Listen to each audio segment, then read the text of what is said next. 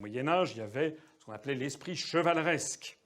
Donc c'était pas tout le monde qui faisait la guerre. Et la guerre obéissait à des règles. L'Église, d'ailleurs, avait progressivement interdit toute une série de jours où on n'avait pas le droit de faire la guerre. On n'avait pas le droit de faire la guerre le samedi, le dimanche. On n'avait pas le droit de faire la guerre pendant l'Avent, avant Noël. On n'avait pas le droit de faire la guerre pendant le Carême, pas pendant Pâques. Et puis progressivement, puis à un moment, on n'avait plus le droit de faire la guerre le lundi ni le vendredi. Donc finalement, la guerre, c'était plus que le mardi, mercredi, jeudi. Eh oui, il faut le savoir. Et puis la guerre, ça se déclarait. Et puis avec des mois entiers, on ne pouvait pas le faire la guerre. C'est ça, c'est pour ça que parfois on vous parlait de la guerre de 100 ans, mais les gens oublient qu'il y avait des périodes de guerre puis des périodes de paix dans cette période. Et puis il y avait aussi ces phénomènes, enfin ces précisions, c'est qu'on ne faisait pas la guerre par traîtrise. On respectait une déontologie, une éthique, fondée notamment sur les évangiles. Donc c'était un mélange à la fois de cruauté et de foi et de croyance. Donc la guerre, ça se déclarait.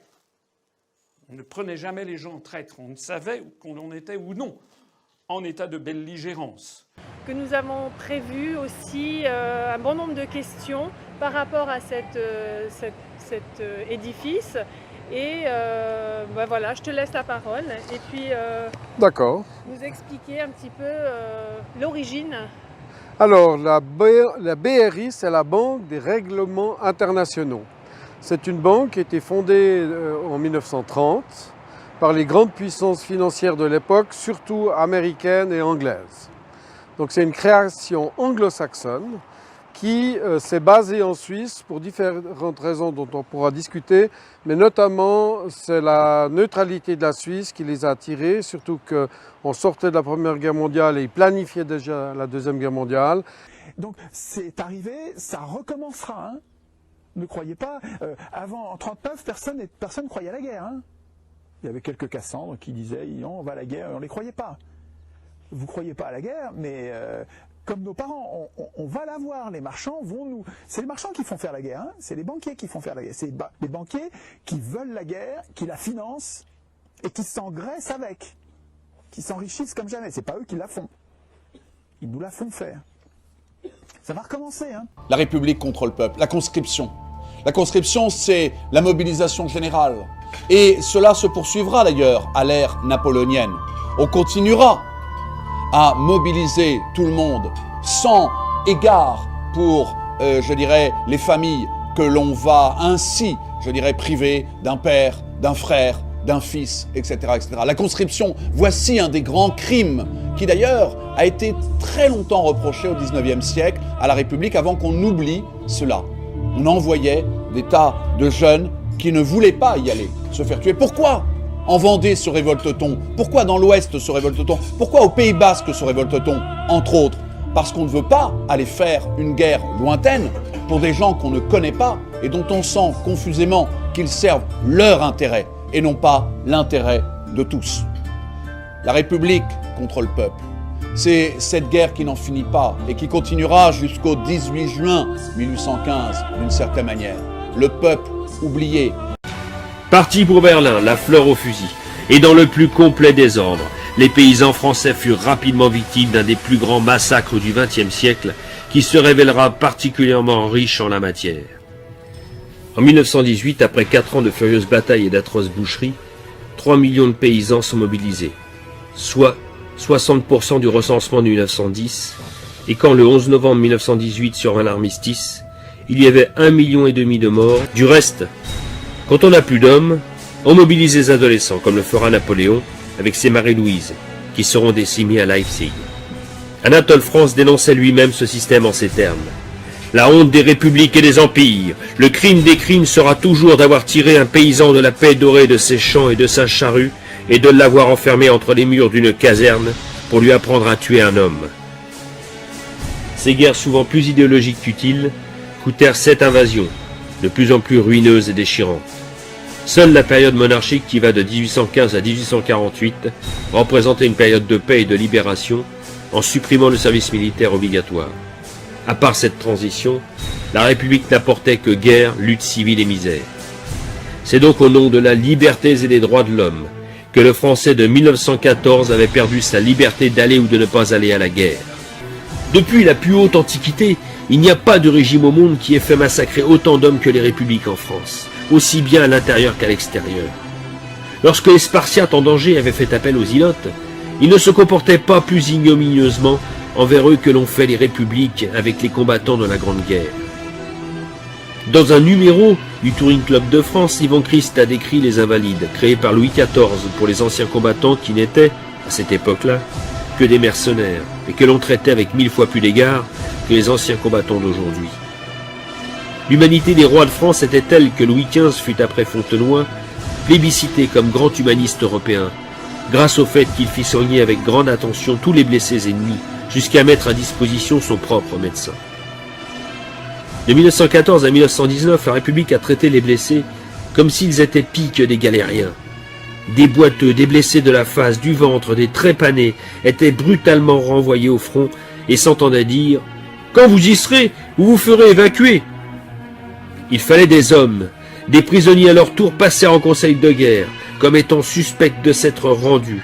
De 1919 à 1940, et même ultérieurement, les blessés de guerre ont été traités comme du bétail.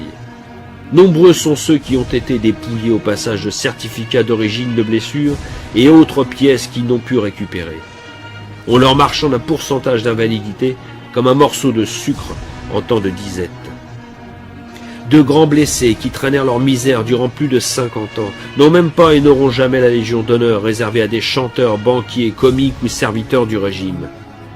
On se demande ce que penserait Louis XIV qui avait créé les Invalides pour le respect de ses soldats. Et Napoléon pour qui la Légion d'honneur devait récompenser surtout les faits de guerre. La République contre le peuple. La République, elle l'a montré au fur et à mesure de l'histoire. Dans les guerres, elle a mobilisé le peuple au-delà même de tout ce qui était possible et autorisable. Par exemple, sous l'Ancien Régime. Sous l'Ancien Régime, on n'appelait pas tous les citoyens ou tous les sujets à aller se battre. On ne les envoyait pas à une mort parfois certaine. On ne prenait pas les Français pour de la chair à canon. La République n'a pas hésité. Tout comme elle n'a pas hésité aussi, alors que les rois sont tombés souvent, que ne leur a-t-on reproché? Télémaque XVI, disait-on de Louis XVI, sont tombés parce qu'ils ne voulaient pas faire couler le sang du peuple. Le roi était le père du peuple. La République se voulait le peuple, et elle a fait tirer sur ceux qui en étaient pourtant les véritables éléments. N'oublions pas que du directoire, de la Convention thermidorienne au directoire, ce sont nombre de manifestations ouvrières, d'artisans qui ont été tirés par les républicains. N'oublions pas que c'est Napoléon qui rétablit le livret, qui établit un livret ouvrier, une véritable surveillance. Alors vous me direz aujourd'hui, on a aussi nos lois de surveillance. Une véritable surveillance, une véritable loi des suspects, comme on l'a appelé, pour les travailleurs. Et puis, n'oublions pas que autant les monarques étaient tombés pour ne pas avoir fait tirer ou avoir voulu faire tirer, autant les républiques n'auront pas ce genre de timidité. En juin 48, en mai 1871, la République tire, massacre, extermine ceux qui s'opposent à elle sur les barricades. Sans doute, cela n'était-il pas très intéressant? Sans doute était-ce des exaltés? Sans doute. Néanmoins, comme le disait Louis XV, le sang des Français qui coule, c'est toujours le sang des hommes, d'une certaine manière. Et les rois avaient plus de respect pour le peuple réel que la République qui nous parle d'un peuple légal. N'oubliez pas, la France a été rasée aussi en partie. Hein, ne l'oubliez pas. N'oubliez pas que c'est la France qui a... Là, je parle des deux pays, aussi bien la Première Guerre mondiale que la Deuxième Guerre mondiale. Si vous regardez bien, et je pense que je le montre bien dans le livre, à chaque fois que des gens, des banquiers, décident d'imprimer massivement de la fausse monnaie qui n'est pas compensée par quelque chose, autre que de l'air frais, eh bien à ce moment-là, il y a une compensation automatique qui se fait. Et puisque l'argent créé n'est pas compensé ni par l'or, ni par l'argent, ni par des rubis, des saphirs, des émeraudes, des céréales, du blé, ou ce que vous voulez, eh bien à ce moment-là, ce sont les cadavres qui vont les compenser. On le voit très nettement dans le livre. On le voit très nettement que Adolf Hitler est la réponse, et là la réponse de l'autre côté, en disant vous imprimez de la fausse monnaie, vous voulez pas le compenser?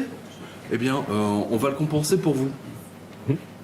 Et dans le livre 666, c'est encore plus clair. C'est vrai que Adolf Hitler n'aurait pas pu voir le jour sans le livre 666, ça c'est évident, hein, où je montre effectivement que les États-Unis font tout pour empêcher les autres pays d'avoir de l'or, hein, ils vont même voler leur or s'il le faut, afin que leur fausse monnaie soit la seule, hein, qui soit utilisée aujourd'hui sur la planète. D'ailleurs, la plupart de l'or des pays européens se trouve à la Fed.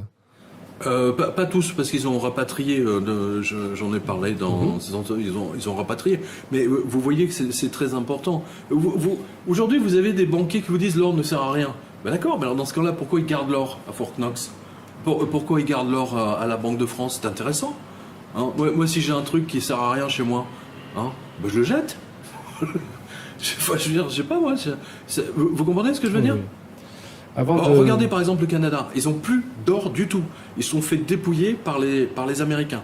Hein, le Mexique aussi. Hein, vous remarquerez que ce sont deux pays qui ont une frontière commune, hein, avec les Américains.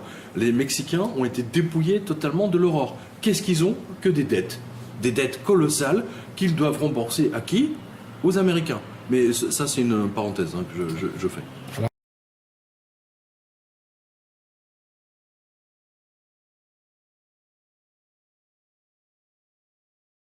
Tu sais que les Anglais haïssent Napoléon. Voilà. Ils ont des raisons pour cela. Un certain Nostradamus l'avait décrit plus boucher que prince. Ce qui dit la totalité. Hein. Voilà. Donc, eh bien, Napoléon, il était non pas l'empereur des Français, il était le sous-fifre des banquiers. C'est-à-dire que pour chaque conflit, chaque guerre, il était obligé d'aller se mettre à genoux devant les banquiers, littéralement leur baiser les pieds. Et quand les banquiers ont cessé de donner de l'argent, Napoléon est devenu une guenille, une loque. Il n'y avait plus qu'une chose à faire, c'est le prendre et l'emmener dans une île. Il était né dans une île, il allait mourir dans une île, mais loin de chez lui, etc. Donc toutes ces choses-là sont à prendre en considération. La main qui donne est au-dessus de la main qui reçoit, a-t-il dit à ses banquiers, avant de les limeger à coups de pompe dans le derrière. Pompe dans le derrière, c'est le pied. Hein. Eh bien, ça lui a coûté l'Europe, puisque son projet, c'était de devenir empereur de l'Europe. C'est la décision de la Banque de France. La Banque de France est coupable au premier niveau, et bien entendu la Reichsbank, elles ont décidé, hein, la Banque de France a décidé en août 1914 de cesser de convertir les billets de banque de vos parents, arrière-grands-parents, en or. Et ils sont passés en mode planche à billets. Pourquoi? Parce qu'ils avaient calculé qu'en fonction du stock d'or qui avait place des Victoires à la Banque de France, ils ne pourraient faire la guerre aux Allemands que pendant 6 mois. C'est tout. Les batailles napoléoniennes, elles se faisaient au début. Bah, il y avait les officiers de l'intendance qui transportaient le char dans lequel il y avait les pièces d'argent, les pièces d'or. 1913 aux États-Unis, en France, 1914 mis en place en 1916, l'impôt sur le revenu qui n'existait pas avant. Bien sûr, mais tout va ensemble. L'impôt sur le revenu a été mis en place en août 1914, en même temps que la suppression de l'échange hors des billets de la Banque de France. Logique. Et c'est à partir de ce moment-là aussi que la France, le gouvernement français a décidé d'encourager les Français à fumer. Oui. Hein, n'oubliez pas, le tabac, c'était pour payer les bons du trésor. Hein, c'est très important. Même chez les Égyptiens, Pharaon ne pouvait se déplacer qu'en la présence du grand prêtre. C'est-à-dire, rien n'était fait, absolument rien n'était fait sans l'assentiment. Pour la raison suivante, c'est qu'il y avait un code de l'honneur. Tu parles des Japonais, voilà. C'est un code de l'honneur qui était sur toute la planète. Ça veut dire que les peuples, sans se concerter, avaient déjà cette chose-là. Dès que le code de l'honneur est franchi, aussi brutalement qu'on l'imagine dans les futurs États-Unis, ça devient la chienlit, parce que les peuples qui n'ont plus l'application du code de l'honneur, ils n'ont pas cette manière tordue de fonctionner. En réalité, le christianisme a été attaqué. On parle de l'Inquisition, on parle de, comment dire, de toutes sortes de choses du genre la vente des comment dire, ça portait un nom mais qui ne me revient pas. Peu importe, on vendait son salut, ou on achetait son salut. Tout cela, ça a été montré comme critique, mais on oublie de dire que les seuls qui se sont opposés à la peste, les seuls qui ont essayé d'enseigner l'écriture, la lecture, le dessin, la sculpture, etc., c'était quand même les sacerdotes. Donc, il y en a qui mangeaient bien, qui faisaient des orgies, des paillardises, comme on disait à l'époque, mais il y en a d'autres qui étaient entièrement dégagés de l'aspect terrestre et ne pensaient qu'à leur mission de transmettre ce qu'il y a de plus important à l'humanité. Et le résultat, on le voit. Par exemple, à l'époque médiévale, c'est quand même 250 cathédrales qui sont bâties. Alors on dira, mais attends, les cathédrales, ça sert à rien. Faux. À l'époque médiévale, lorsqu'il y avait des guerres, tout le monde se rassemblait dans les cathédrales pour n'être pas tué, parce qu'il y avait un code d'honneur dans les guerres, qui n'est plus évidemment, même dans la Bible, ça n'est pas Saint Jacques, le frère de Jésus, a été tué entre l'autel et, enfin bon, peu importe, il a été tué dans l'endroit où il officiait religieusement. Là non plus, il n'y a pas de paix possible. Et donc, dans les cathédrales, ceux qui y étaient épargnés. Mais il rendait les armes, etc. Il promettait qu'il ne participerait plus à des guerres, mais c'était l'endroit où on sauvait des vies. Donc les cathédrales étaient indispensables. Avant, c'était sous la gouverne du patron des lieux, c'est-à-dire celui qui avait un château fort, un donjon et tout ça. Là, c'était autre chose. C'est la parole de Dieu qui exige qu'on épargne les personnes. Maintenant, on assassine dans les écoles, dans les hôpitaux, dans les monastères, tout autant, etc. Il n'y a plus de vie morale. Et c'est étatique. Tout le monde le fait. Ça a commencé par ici, un tout petit endroit, toute petite population, mais ça a continué et ça a ravagé l'ensemble.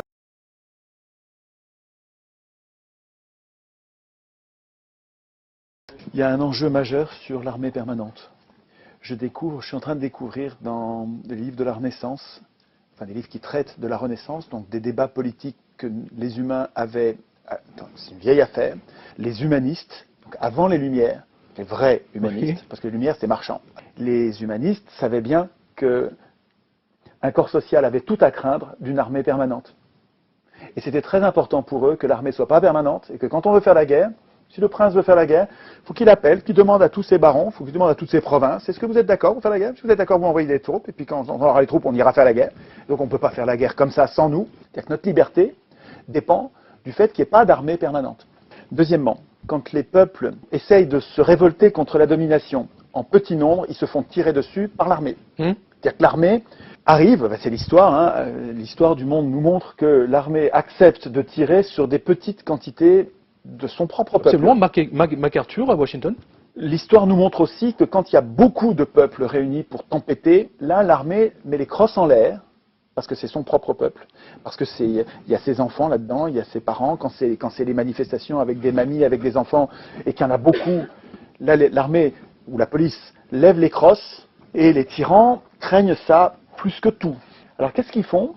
Ce que Juncker fait, c'est une force internationale, où on va nous envoyer en France des militaires allemands ou d'autres pays, ou ukrainiens, et inversement, de façon à ce qu'il n'y ait pas cette proximité populaire. Familiale. Oui. Et de façon à ce que même s'il y a beaucoup de monde, l'armée tire. D'accord. Réfléchissez à ça.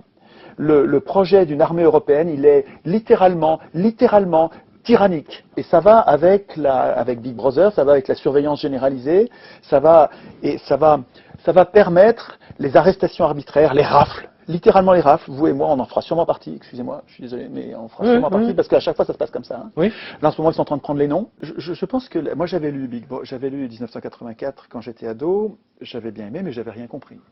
Et donc vous êtes sûrement très nombreux à avoir lu 1984, il y a longtemps, je vous conseille de le relire, parce que vous allez avoir le mode d'emploi du tyran moderne, il a besoin de la guerre, le tyran a besoin de la guerre. Lisez Guillemin aussi, vous verrez que l'enjeu social majeur est que la guerre permet à Big Brother de détourner notre regard vers l'extérieur et d'emmener les forces des plus jeunes qui ont le sang chaud, dont le sang bout et qui veulent faire la révolution, on les emporte au front vers une guerre. Je ne suis pas sûr que cet aspect-là de la guerre soit concerné, parce que ça m'étonnerait qu'aujourd'hui, avec le fascisme 2.0, ça m'étonnerait que Big Brother envoie toute la jeunesse au massacre, parce que ça ne se passera plus comme ça, il n'y a plus besoin de ça avec la télé, il n'y a plus besoin de ça. Par contre, on a besoin de la guerre pour pas parler des choses qui comptent à l'intérieur. Le fait que les médias nous préparent, là, parce que c'est exactement ça, en ce moment, vraiment, le spectacle qu'on voit, j'imagine quand vous le voyez dans la revue de presse, moi, ce que je vois, c'est les médias des banquiers et des marchands d'armes, CNBC, par exemple, qui nous préparent psychologiquement, qui nous conditionnent à être prêts, à accepter et même à vouloir la guerre. C'est-à-dire qu'on les considère tellement comme des salauds, les peuples d'en face, parce que soi-disant leur tyran est un tyran, eh ben on va aller bombarder le peuple. Enfin, c'est extravagant. Nous sommes préparés, conditionnés à accepter cette guerre et même bientôt à la vouloir si on écoute la télé.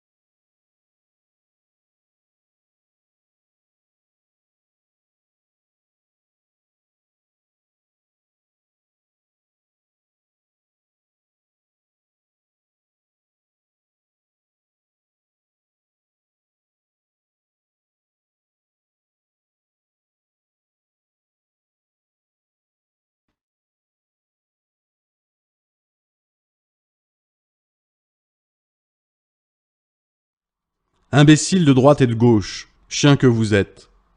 Vous savez tous très bien qu'à la civilisation des machines doit logiquement correspondre la guerre des machines. Assez de grimaces, hypocrites. Le brave type qui vient de réduire en cendres une ville endormie se sent parfaitement le droit de présider le repas de famille entre sa femme et ses enfants, comme un ouvrier tranquille sa journée faite. Quoi de plus naturel, pense l'imbécile, dans sa logique imbécile. Ce brave type est un soldat. Il y a toujours eu des soldats. Je l'accorde, mais le signe inquiétant et peut-être fatal, c'est que précisément rien ne distingue ce tueur du premier passant venu. Et ce passant lui-même, jusqu'ici doux comme un agneau, n'attend qu'une consigne pour être tueur à son tour. Et devenant tueur, il ne cessera pas d'être un agneau. Ne trouvez-vous pas cela étrange ? Un tueur d'autrefois se distinguait facilement des autres citoyens, non seulement par le costume, mais par sa manière de vivre. Le bombardier d'aujourd'hui qui tue en une nuit plus de femmes et d'enfants que le militaire d'autrefois en 10 ans de guerre, ne souffrirait pas qu'on le prît pour un garçon mal élevé querelleur. Je suis bon comme le pain, dirait-il volontiers. Bon comme le pain, et même si vous y tenez, comme la lune. Le grincement de la roulette du dentiste me donne des attaques de nerfs, et je m'arrêterai volontiers dans la rue pour aider les petits enfants à traverser. Mais ce que je fais ou ne fais pas lorsque je suis revêtu d'un uniforme, c'est-à-dire au cours de mon activité comme fonctionnaire de l'État, ne regarde personne. La civilisation des machines, pour ses besognes les plus sanglantes, peut trouver des collaborateurs dans n'importe quelle classe de la société. Parmi les croyants ou les incroyants, les riches ou les pauvres, les intellectuels ou les brutes. Trouvez-vous cela très rassurant, imbécile ? Moi pas. Sans doute, les bombardiers démocrates, dites-vous, exécutent une besogne de justice. Mais les bombardiers d'Italie, par exemple, à l'époque de la guerre d'Éthiopie, ne pouvaient nullement prétendre exécuter une besogne de justice. Ils ne s'en recrutaient pas moins dans les mêmes milieux décents, bien pensants. Voilà longtemps que je le pense. Si notre espèce finit par disparaître un jour de cette planète, grâce à l'efficacité croissante des techniques de destruction, ce n'est pas la cruauté qui sera responsable de notre extinction, et moins encore, bien entendu, l'indignation qu'elle inspire, les représailles et les vengeances qu'elle suscite. Ni la cruauté, ni la vengeance, mais bien plutôt la docilité, l'irresponsabilité de l'homme moderne, son abjecte complaisance à toute volonté du collectif. Les horreurs que nous venons de voir, et celles pires que nous verrons bientôt, ne sont nullement le signe que le nombre des révoltés, des insoumis, des indomptables, augmente dans le nombre, mais bien plutôt que croît sans cesse, avec une rapidité stupéfiante, le nombre des obéissants, des dociles, Des hommes qui, selon l'expression fameuse de l'avant-dernière guerre, ne cherchaient pas à comprendre.